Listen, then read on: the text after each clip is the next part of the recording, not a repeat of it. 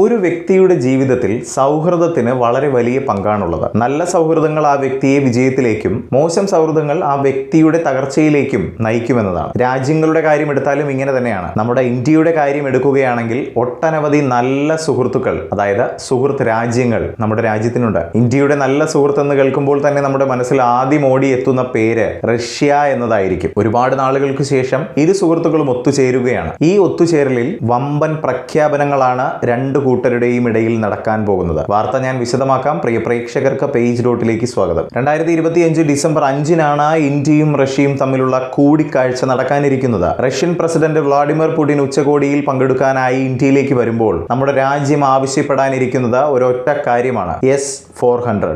അതെ, operation സിന്ദൂറിൽ മുഴങ്ങിക്കേട്ട Russian പുലിക്കുട്ടിയുടെ പേര് S-400 വ്യോമ പ്രതിരോധ സംവിധാനം. 5 S-400 സ്ക്വാഡ്രണുകളാകും ഇന്ത്യ റഷ്യയോട് ആവശ്യപ്പെടാൻ പോകുന്നത്. 10,000 കോടി രൂപ വിലമതിക്കുന്ന S-400 മിസൈലുകളുടെ ഒരു വലിയ സംഭരണത്തിനായി ഇന്ത്യ തയ്യാറെടുക്കുകയാണ്. ഇവയൊക്കെ ഏറ്റെടുത്തു കഴിഞ്ഞാൽ നമ്മുടെ രാജ്യത്ത് ഇവയുടെ മെയിൻ്റനൻസിനും അറ്റകുറ്റപ്പണികൾക്കുമായി ഒരു മെയിൻ്റനൻസ് റിപ്പയർ ഫെസിലിറ്റി സ്ഥാപിക്കുമെന്നതും ശ്രദ്ധേയമായ ഒരു കാര്യമാണ്. S-400 ഏറ്റെടുക്കൽ മാത്രമല്ല ഇന്ത്യയുടെ മനസ്സിൽ ഇപ്പോഴുള്ളത്. നൂതന യുദ്ധവിമാന ഏറ്റെടുക്കൽ രംഗത്ത് റഷ്യയുടെ 5ാം തലമുറ സുഖോയ് Su-57 സ്റ്റെൽത്ത് യുദ്ധവിമാനങ്ങളുടെ 2-3 സ്ക്വാഡ്രണുകൾ ഏറ്റെടുക്കണമോ വേണ്ടയോ എന്ന ആലോചനയിലാണ് രാജ്യം. ഇതിൽ കൺഫ്യൂഷൻ വരാൻ കാരണം എന്തെന്നാൽ മറുവശത്ത് അമേരിക്കയുടെ F-35 ഉണ്ട് എന്നതുകൊണ്ടാണ്. ഇക്കാര്യത്തിൽ എന്തായാലും രാജ്യം അന്തിമ തീരുമാനമെടുത്തിട്ടില്ല എന്നതാണ് അറിയുന്നത്. 2035 ആകുമ്പോഴേക്കും നമ്മുടെ AMCA ജെറ്റ് വരും. അതുവരെ ഉപയോഗിക്കുന്നതിന് വേണ്ടിയാണ്